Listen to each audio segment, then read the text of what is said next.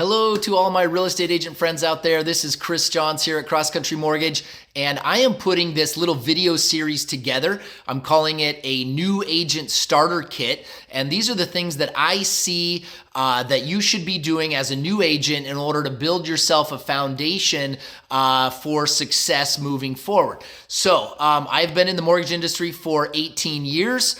For the first 7 of those years, I was also a real estate agent simultaneously. So I know what it's like to be you, and I know how to kind of manage this stuff. So if I were to think about some of my strengths, I think my number one strength is probably being a teacher. And so I apply that in my job to help new home buyers buy homes and understand the process, the down payment piece, the income calculation. So I kind of teach that way. And now I want to take that teaching skill and bring it to you. And so what I've done is I've put together a 3-step process here on if you're a new real estate agent, here's the 3 things that you need to be doing. So in the videos to follow, you will hear all 3 of those steps. And I've also got some supplemental worksheets that I can share with you. So I hope that you watch all 3 of the next videos here that kind of talk about this and get yourself off to a good start. So looking forward to helping you. Please reach out anytime.